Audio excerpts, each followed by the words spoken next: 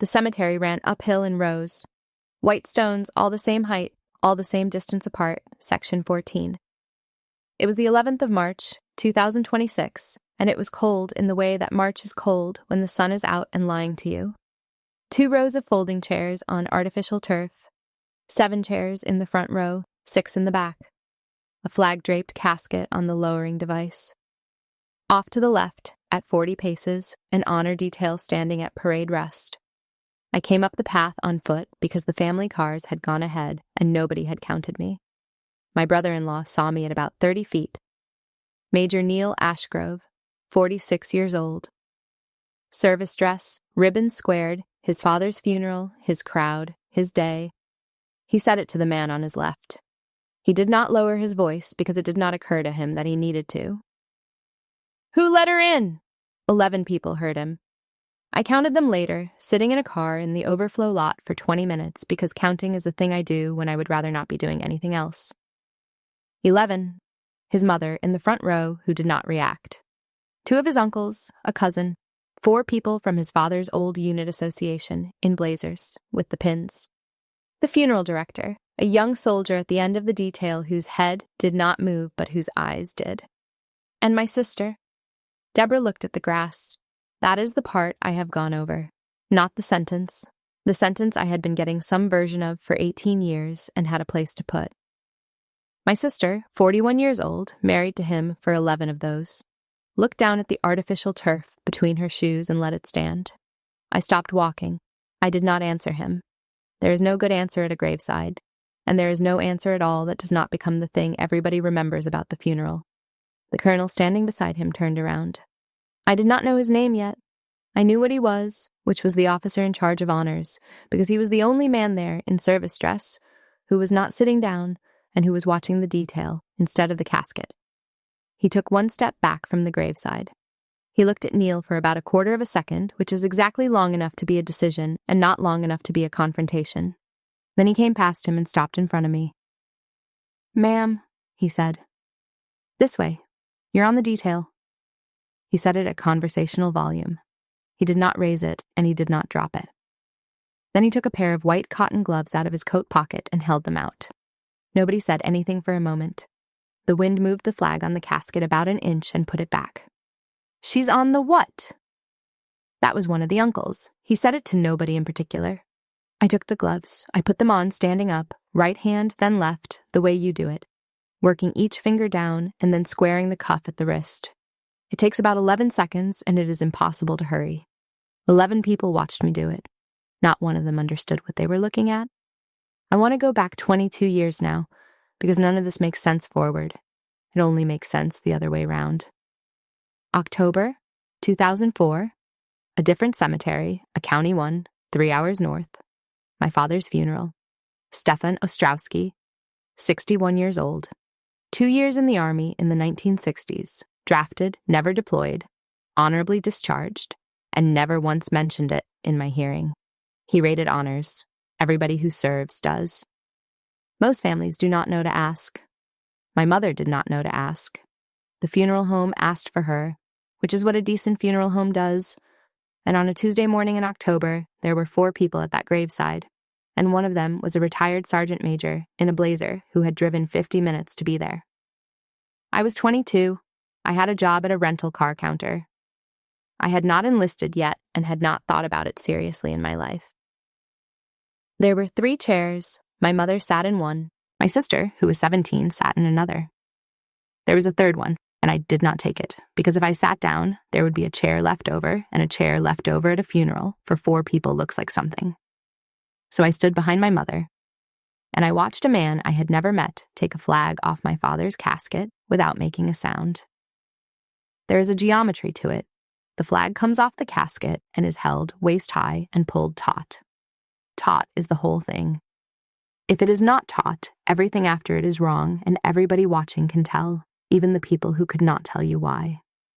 Then 13 folds, lengthwise twice, so the blue field is out. Then triangles, corner to edge, up the length of it. The last fold tucks the tail into the pocket, and what you are left with is a triangle with only stars showing and no red at all. Done properly by 2 people, it takes about 4 minutes, and there is no sound except cloth. I did not know any of that in October of 2004. I only knew that 4 people were standing in a wet county cemetery, and that something correct was happening in front of me for the first time in 11 days. The man doing it was Marvin Ashgrove, retired Sergeant Major, United States Army, 30 years, out since 1999. 57 years old that autumn. He did volunteer honors in 3 counties because the active detail could not cover the ground, and because he had decided somewhere along the line that this was the thing he was going to do with his 60s.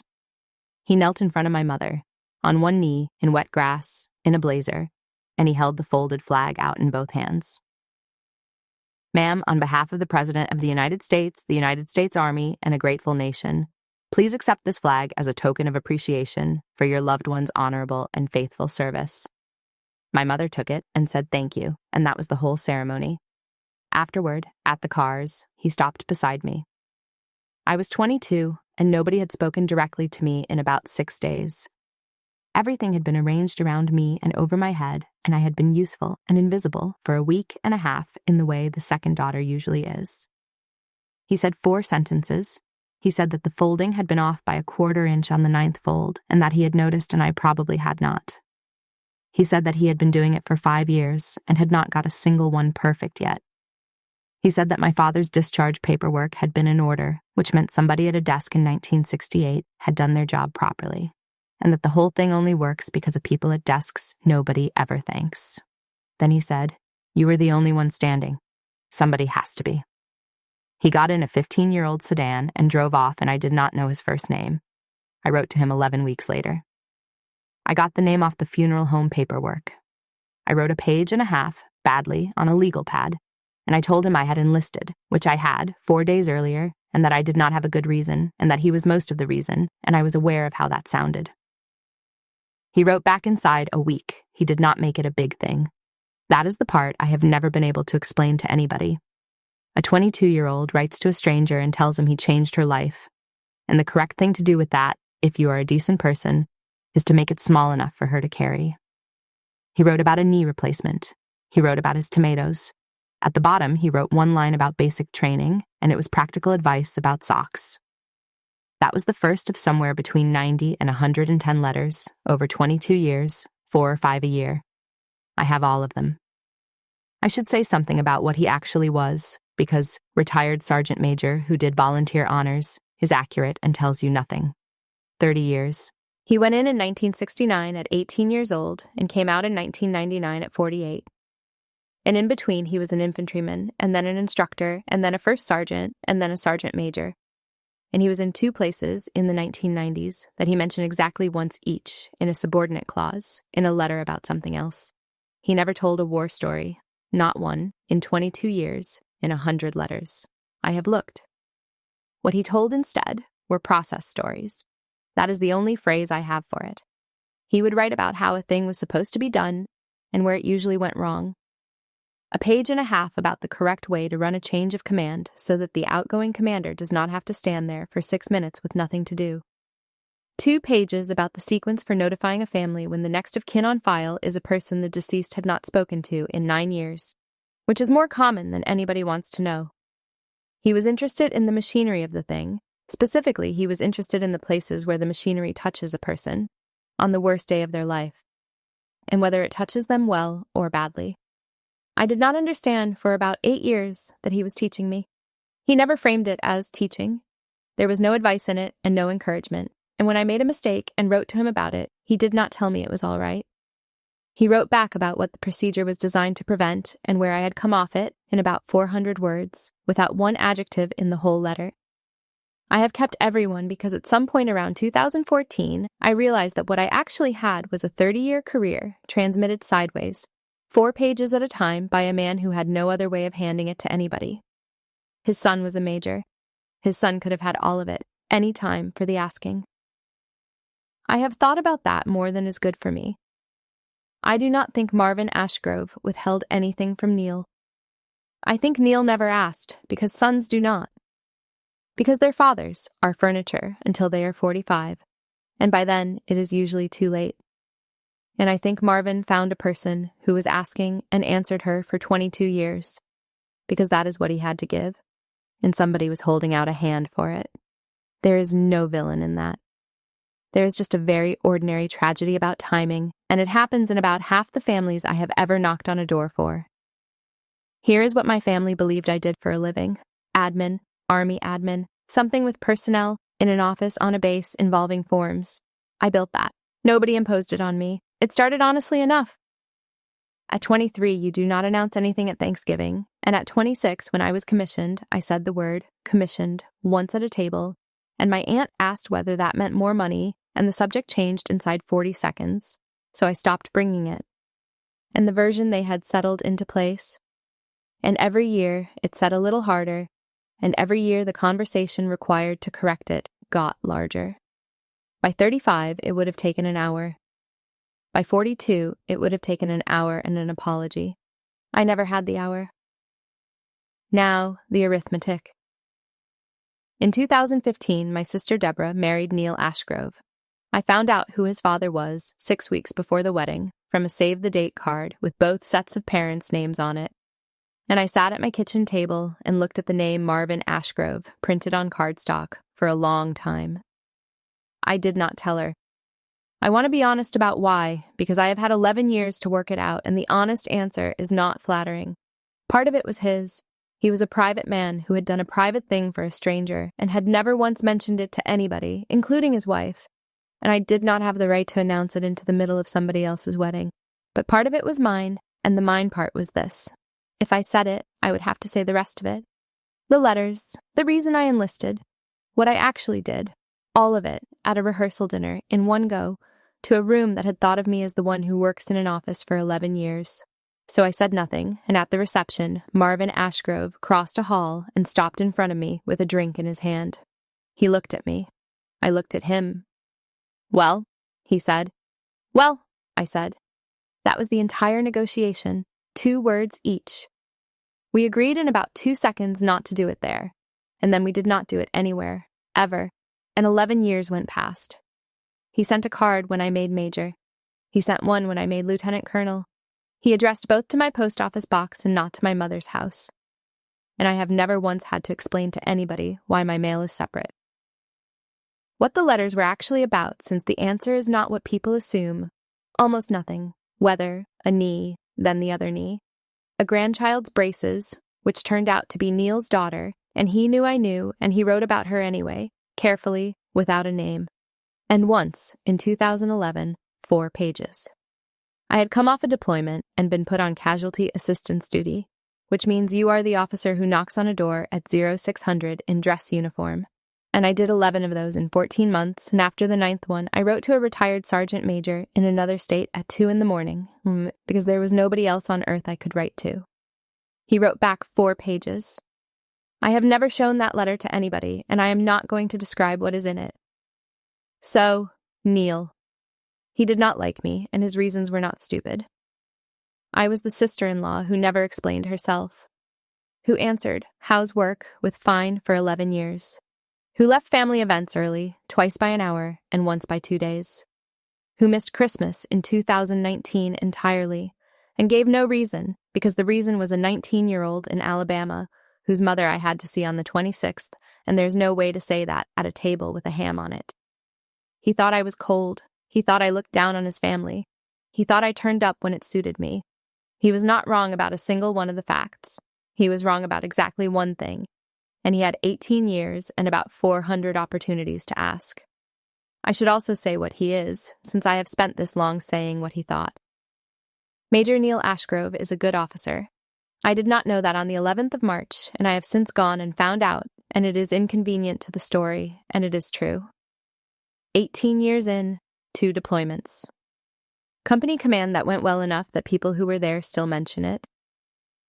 He is in a support branch, and he is competitive for the next board, and he will probably make it, and he got all of that without a single one of the advantages that come from having a sergeant major for a father, because he never once used it, and as far as I can establish, never once mentioned it. That last part is the piece that should have told me something years ago. Neil does not trade on his father. he has never said the words, "My dad was a sergeant major," in my hearing in 11 years, at any table, in any conversation about the Army. And there have been dozens of them. I read that for a decade as a man who did not think much of his father. I now think it was the opposite. I think he had spent a career terrified of being the major whose father was somebody, and had solved it by amputating the subject entirely, and had thereby also amputated every conversation in which his father might have handed him something. And then, a woman he does not like turned up at the graveside with a pair of white gloves and a 22-year correspondence. And what she had was the exact thing he had spent 18 years not asking for. That is not a story about a man being cruel to his sister-in-law. That is a story about a man finding out, 4 minutes after burying his father, precisely what the cost of his own reticence had been, itemized in public in a paragraph read out by a colonel. I would not wish that on anybody. I have been asked since whether I forgave him for the sentence at the graveside. The honest answer is that there was never anything to forgive, and that framing it as forgiveness would be a way of keeping the moral high ground, which I do not have and have not earned. He said a cruel thing about a woman he believed to be a distant relative who does Army paperwork and who had turned up uninvited to his father's burial.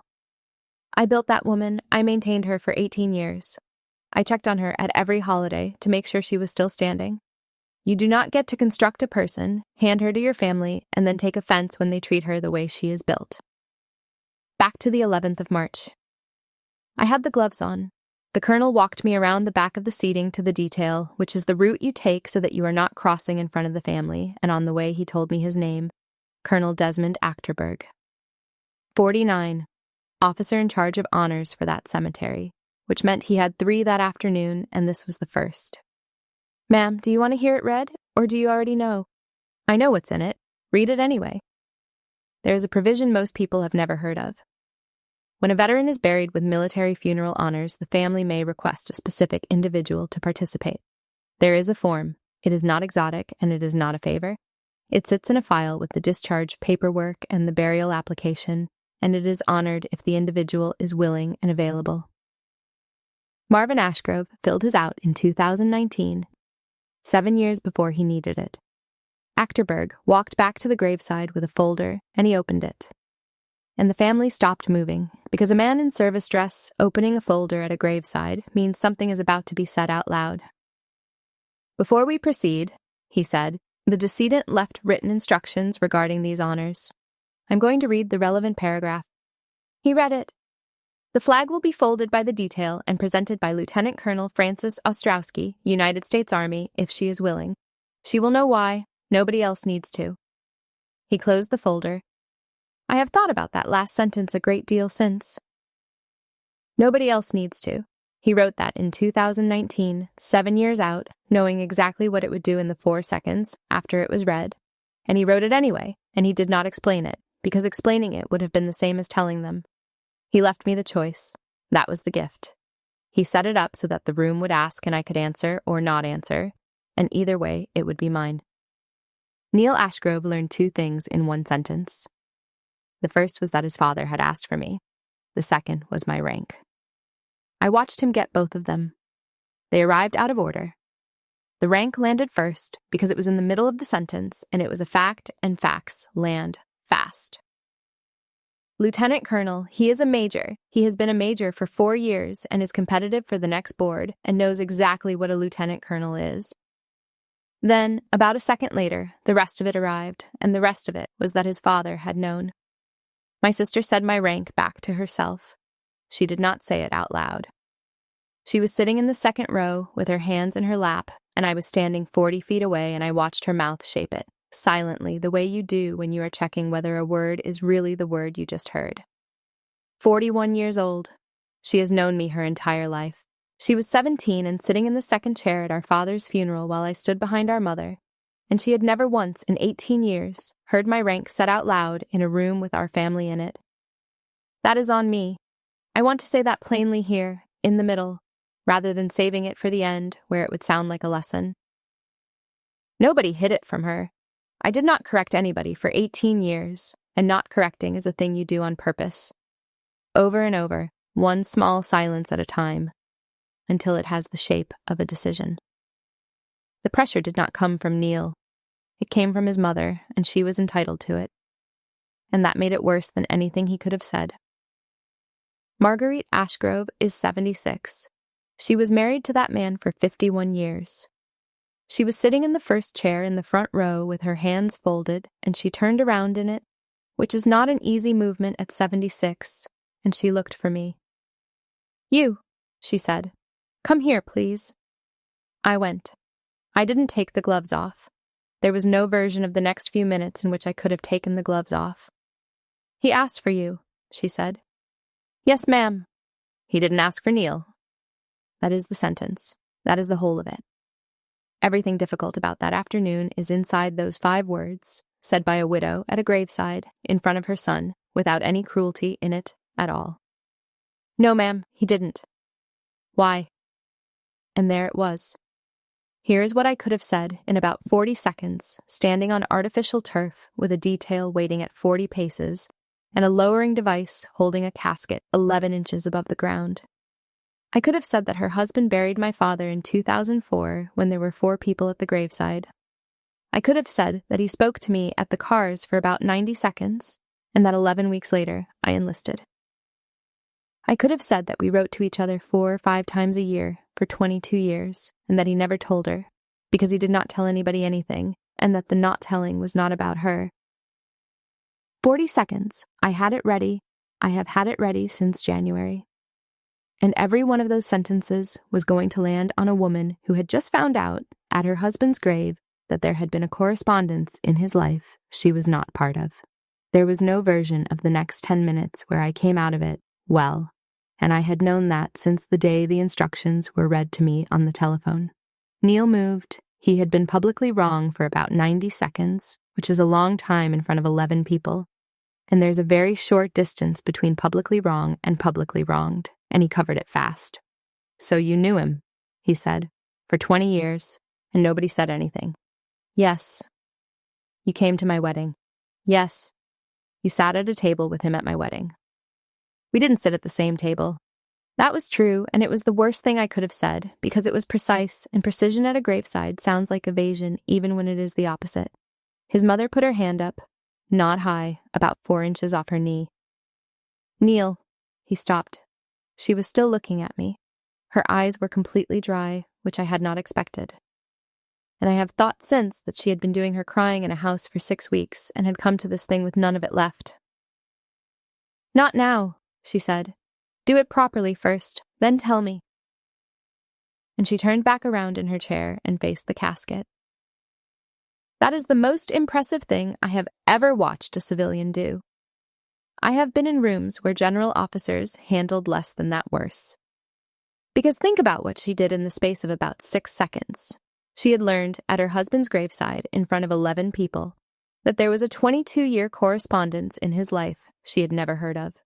She had watched her son go from wrong to aggrieved in 90 seconds. She had a folded flag coming to her in about 4 minutes, and she worked out, correctly and immediately, that there was an order of operations, and that the burial came first, and that everything else could wait 40 minutes and would be better for waiting. Do it properly first. Then tell me. I have written that sentence down. It is on a card in my desk drawer, and I have used it twice since, on other people's worst days, and both times it worked. There is a thing that happens in casualty work where the family wants answers at the exact moment you cannot give them, and the temptation, always, is to either give a bad answer or to say nothing and look like you are hiding something. The correct move is the third one, which almost nobody finds under pressure. Name the sequence out loud, commit to the answer, and then go and do the immediate thing. She found it in 6 seconds at her husband's grave with no training. Neil did not find it. He was 46 years old, and he had 18 years in, and he did not find it. And I want to be fair to him here because I do not think that means very much about him as a person. He had buried his father 11 minutes earlier. Nobody is at their best. But it is worth noticing who in that family was the steady one, because it was not the officer, and it was not me. It was a 76-year-old woman in the front chair who had done all of her crying at home in a house for 6 weeks and had arrived with none of it left and a very clear idea of what needed to happen and in what order. I did not know her at all before that afternoon. I had met her 4 times in 11 years at weddings and 1 christening and had formed no opinion of her, beyond that she made a good pie and did not talk much. I have since worked out that she is the most formidable person in that family by a distance, and that her husband knew it, and that this is probably why he never told her. Not because she would have taken it badly, because she would have taken it correctly, immediately, and then he would have had to have the conversation, properly, at length, and he was a man who would rather build a mechanism than have a conversation. Staff Sergeant Lorena Pike had the detail. 30 years old, 4 years on honors, and she had been standing at parade rest at 40 paces for 11 minutes watching a family come apart and had not moved a muscle, because that is the job. She briefed me in about 9 words, at the corner of the turf. "Ma'am, Standard 13, you're presenting. I'll set the tension." Understood. Then we went to work. Here's what I was doing with my hands while a family argued behind me. 2 of us at the casket. The flag comes up off it and does not touch anything. You take the corners and you walk it back and you pull, and Pike set the tension the way somebody sets it when they have done 400 of these, which is to say, I did not have to think about it once. Lengthwise fold, blue field out and up. Lengthwise again, then the triangles. Corner to edge, thumb along the seam, pass it down, take it back. Corner to edge. 11 more times. The rhythm is not fast and it is not slow, and the entire point of it is that it looks the same every single time, at every grave, for every person, whether there are 400 people watching or 4. That is what it is for. It is not for the family exactly. It is a promise that this will be done identically for everybody, and the reason it matters is that nothing else in a death is identical for everybody. At the 10th fold, I stopped hearing them behind me. Not deliberately. It simply went. There was cloth, and there was Pike's hands, and there was the seam under my thumb, and the world got very small and very quiet in the way it does, and I understood somewhere in there that this was the thing he had been trying to give me, and that he had been trying to give it to me since 2004. 13th fold. The tail goes into the pocket.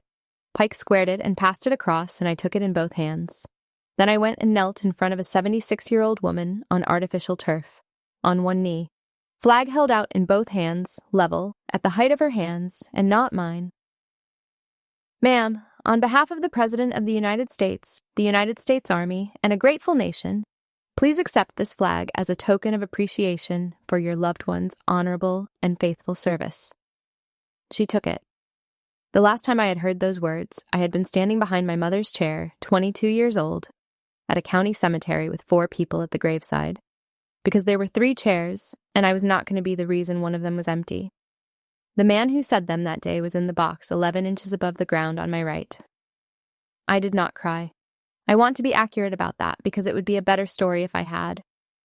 I have knelt in that position 11 times in my career, and there is a thing that happens, where the words come out in the correct order, at the correct pace, no matter what is going on behind your face. And it happened, and it held. Marguerite Ashgrove held the flag against her chest with both arms, and then she looked at it, and then at me, and then past me at her son. "He wrote to you," Marguerite said. "All those years?" I said yes. "He never told me either." That is the reckoning. There was no formation. Nobody came to attention. 11 people stood on a hillside in Section 14 in March, and a 76-year-old woman said one sentence with a flag in her arms. And it did more damage and more repair in 6 words than any salute I have ever been part of. He never told me either. That word did the work. She had already understood, in the 90 seconds since the paragraph was read, that this was not a thing her husband had kept from her specifically. It was a thing he had kept, full stop, from everybody, and she was on the same side of it as I was. That is a generous piece of thinking to do at a graveside, and I do not know that I would have managed it.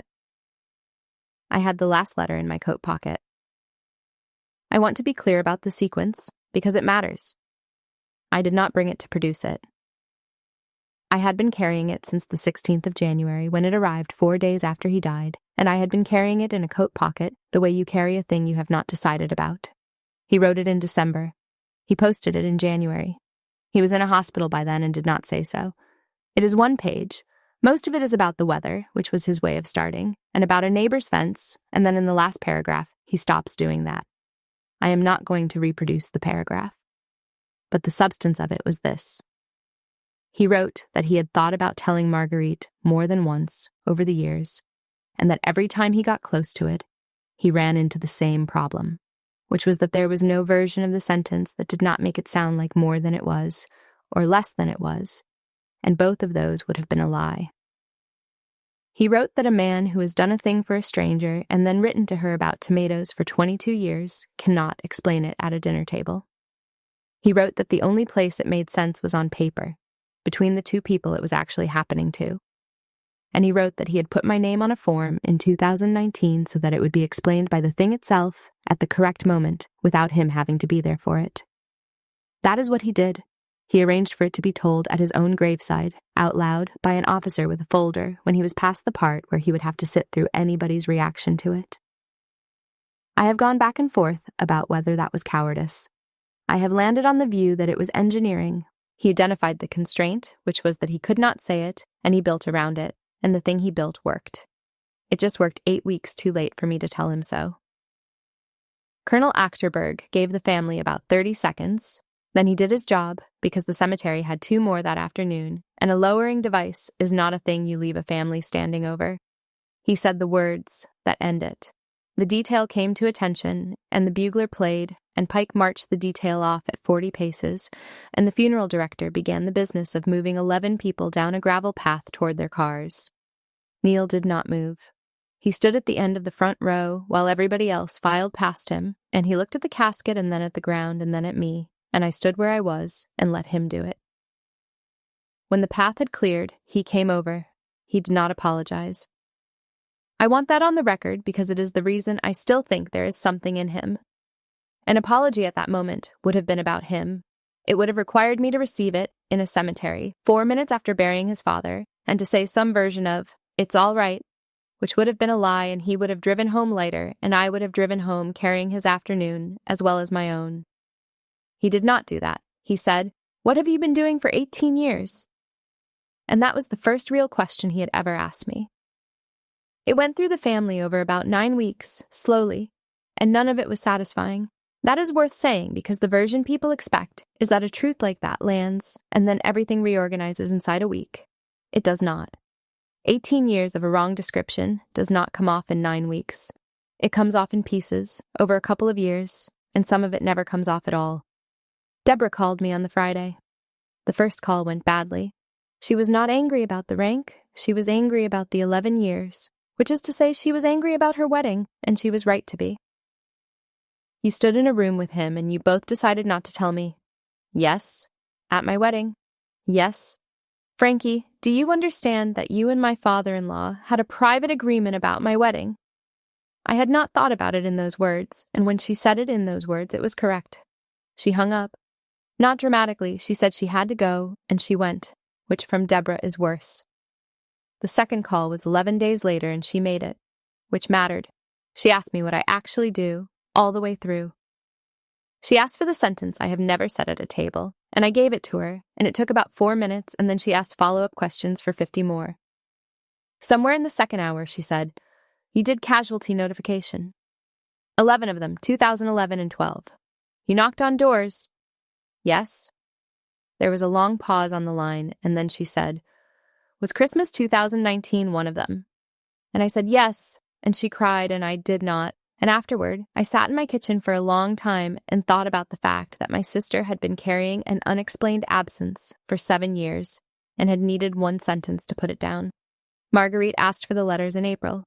That was the hardest thing anybody asked me for in the whole of it, and I did not answer her for 9 days. They were not mine to give, and they were not mine to withhold. He wrote them to me. She was married to him for 51 years. Both of those are true, and neither one wins. What I did in the end was drive up there on a Saturday in May and take the box and sit at her kitchen table and go through them with her. Not hand them over, go through them. That took 2 days. We did about 30 on the Saturday and the rest on the Sunday morning, and she read them in order, and she asked about a knee replacement in 2009, and about a neighbor I'd never met, and she laughed twice. And there were 4 she read, and put face down without saying anything. At the end, she gave the box back to me. "They're yours," she said. "He wrote them to you. I just wanted to know what his handwriting was doing when I wasn't in the room." Neil looked me up. He is a major with a personnel system login. It took him about 6 minutes. What he found was a battalion equivalent command, a casualty and ceremonial operations portfolio covering 4 states, 11 years in that lane, and a service record that answered every single question he had ever privately had about why I leave family events early. He did not tell me he had done it. Deborah told me in July because Deborah tells me things now. The 40 minutes happened, by the way. She held me to it. We did it in the reception hall of a church annex at a folding table, with a paper cup of coffee each and about 110 people eating sandwiches 30 feet away, which is where every important conversation in the history of American families has taken place. It took 26 minutes. I know because I looked at the clock behind her head twice. I told it in order. My father in October of 2004.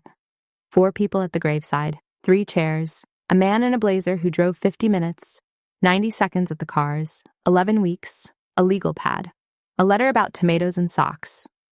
I did not editorialize it, and I did not soften it, and I did not explain what it had meant to me, because she had not asked me that, and it was not the part she needed. She asked good questions. Where was the county? What was the date? Had he been paid mileage, which he had not, and which she said out loud twice. At the end of it, she said, 22 years. Yes, ma'am. And he never once said your name in our kitchen. No, ma'am, I don't think he said mine to anybody. She turned her coffee cup around on the table about a quarter turn. He didn't say most things, she said. I've had 51 years of it. I want you to understand that I'm not surprised, I'm just tired. And then she asked the question I had been braced for since January, which was whether he had been happy, and I had to tell her the truth, which is that I did not know, because a man who writes to you about a knee replacement 4 times a year is not necessarily telling you how he is. She said that was the correct answer, and that everybody else had lied to her about it that week. Neil was standing about 15 feet away for the last 8 minutes of that. Not eavesdropping, waiting with his hands behind his back in service dress, the way you stand when you have decided not to interrupt. When his mother got up, he stepped out of the way to let her past, and then he stayed where he was. And the one thing nobody in that family has ever said out loud, in 9 weeks or in the 8 months since, is the thing that sits underneath all of it. Marvin Ashgrove chose me, not instead of his son. That was never what it was, and Neil worked that out somewhere around week 6. But he had one thing to arrange about his own burial. One. And he arranged for the person who was going to hand the flag to his wife. And he did not choose the major. There is no argument available against that. It is not a claim anybody made. It is a form, on file since 2019, signed by a man who is not available for comment. Here is what it cost, and it is not what people expect. It did not cost me the family. The family is better. That is the strange part, and I have had to sit with it, because there is a version of this where I get to feel wronged, and the facts will not support it. What it cost is that the recognition arrived on the one day it could not reach the person it was for. 22 years, between 90 and 110 letters. One man on this earth who knew both halves of me at the same time, the 22-year-old standing behind a chair, and the lieutenant colonel with a portfolio in 4 states, and who never once required me to explain the distance between them. And the day my family finally found out, he was 11 inches above the ground under a flag, I folded. He engineered that. I know he did. He built it so that it would happen at the only moment when he would not have to watch anybody's face.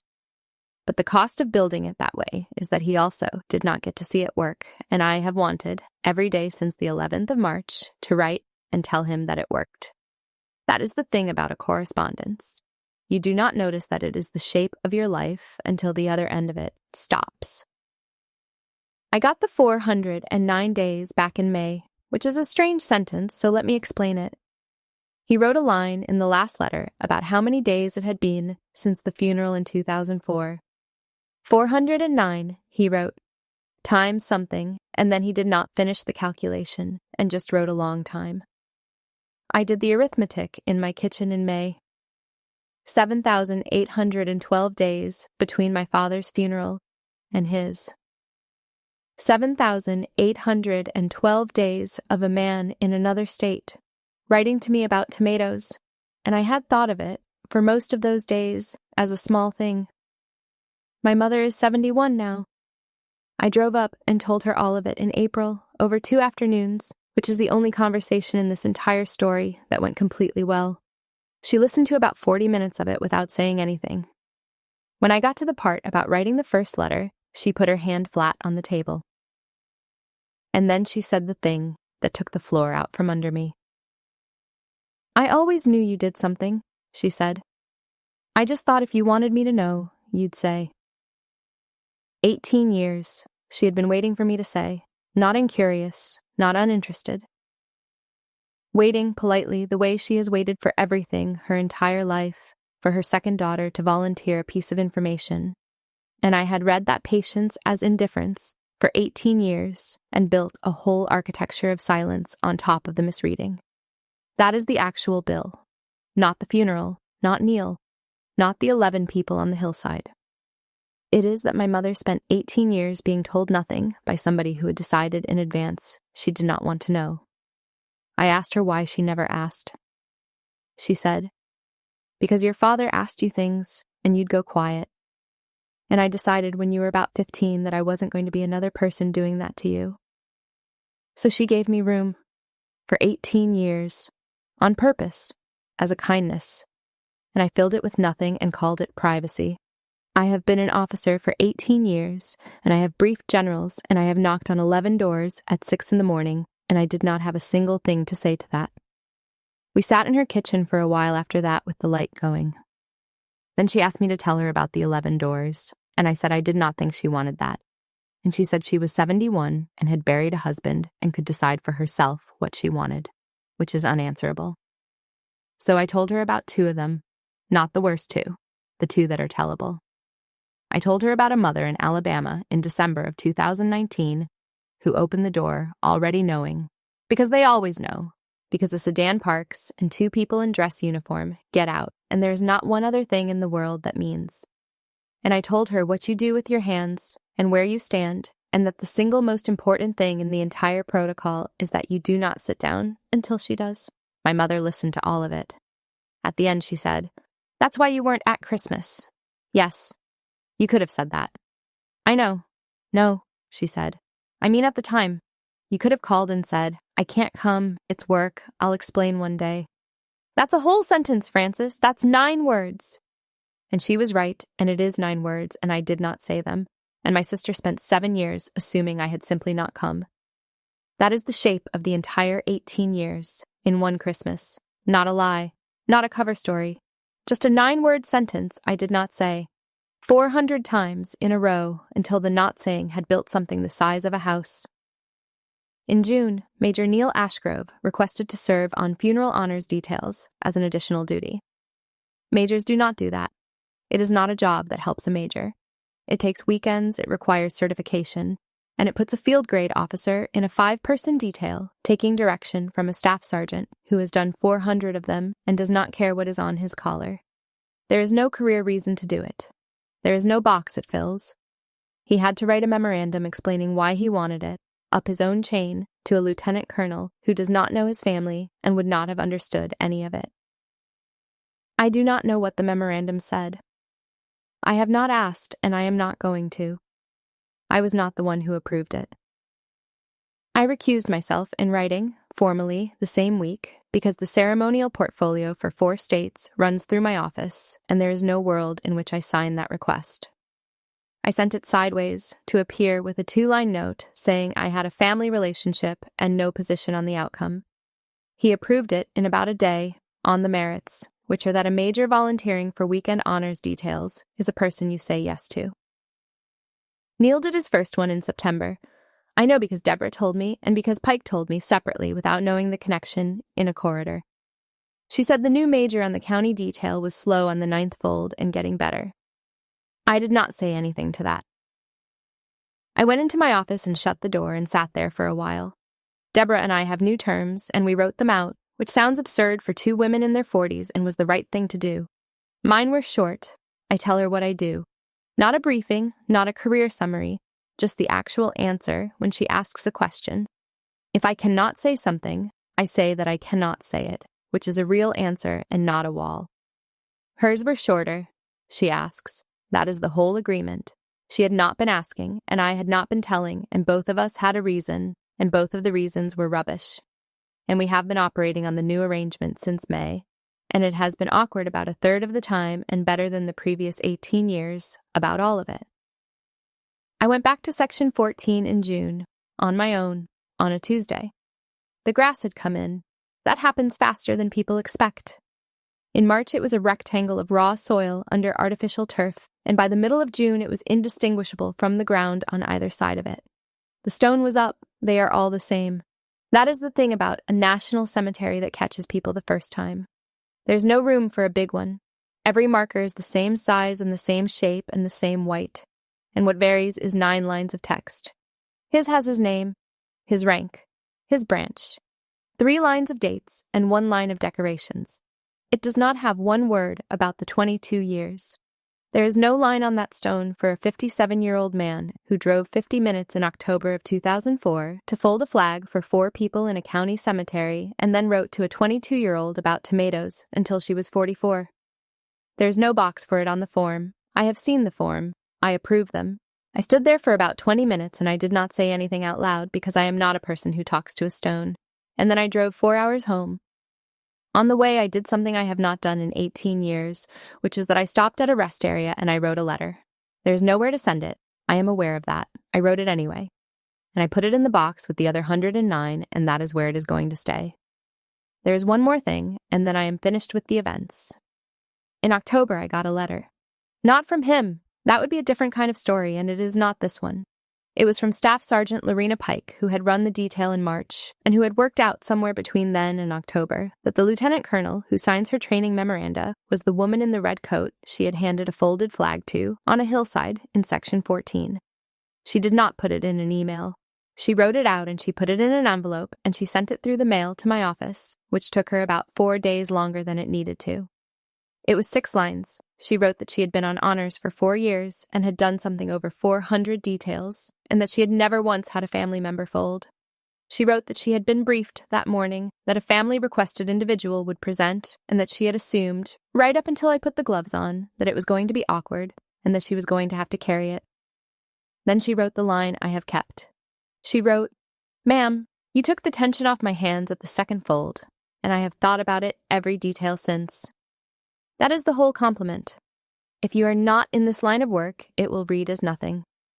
What it means is that at the second fold, I had adjusted, without being asked and without either of us discussing it, so that the load came off the junior person and on to me, which is a thing you can only do if you have folded a great many flags and are paying attention to somebody other than yourself.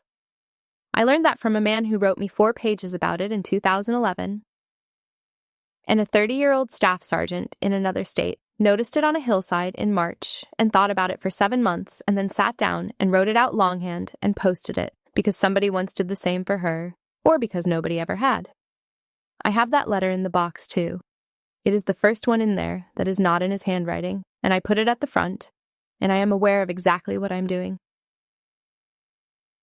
I want to say one thing to whoever is still here, and it is not about the Army. There is a difference between being private and being unknown, and it is very easy to spend 20 years on the wrong side of it without ever making a decision you would recognize as a decision. Being private is a thing you choose, once, and maintain. You know what you are keeping and you know why, and you could say it if you decided to, and the not saying is active. Being unknown is what happens when you let a small wrong description stand, because correcting it in the moment would be awkward. And then you let it stand again, and the correction gets a little bigger every year, until one day it needs an hour and an apology and a good moment, and there's never a good moment, and so it never happens. I did that for 18 years, to people who love me. Nobody in my family did anything wrong. That is the part I did not expect to end up saying. My brother-in-law said a cruel thing at a graveside, and he was working from information I had spent 18 years making sure he had. My sister looked at the grass because she genuinely did not know there was anything to look up for. My mother left me room on purpose, as a kindness, and I mistook it for a lack of interest. The description was mine. I built it and I maintained it, and then I resented them for believing it. So here's the thing I would say, and it is not tell everybody everything, because that is not advice, that is noise. It is this. There is somebody who would be glad to know. Not the room, not the table at Christmas. One person, maybe 2. Who would take it well and would not make it strange and would simply be pleased for you. Say it to them, out loud, in a sentence, this year. Because the version where you wait until there is a good moment is the version I got, and in my version, the good moment was arranged by a man in advance, read out by a colonel with a folder, over a grave, 8 weeks after the only person who would have been glad to hear it had stopped being able to hear anything. He built it beautifully. It worked exactly the way he designed it. And I would trade the whole afternoon for one Tuesday phone call in which I told him myself. I did not learn that from the funeral. I want to be precise about it, because funerals teach people very little and mostly just confirm what they already suspected. I learned it in a kitchen in April from a 71-year-old woman who put her hand flat on a table and told me she had spent 18 years leaving me room. The funeral was the bill arriving, the kitchen was the itemization. And the thing about a bill is that it tells you what you already spent. It does not stop you spending it. The only thing that stops you spending it is deciding on an ordinary Tuesday with nothing happening that you are going to say the sentence. There is no ceremony for that. Nobody hands you a folded flag for calling your mother. But I have now buried 2 men in the same white rose, 22 years apart, and stood at both of them, and the second one arranged in advance for a colonel to say my name out loud because he could not work out how to say it himself. He was the most competent man I have ever known, and that was the one thing he could not do. Do not build a mechanism. Just say it. Say it while they are still in the room.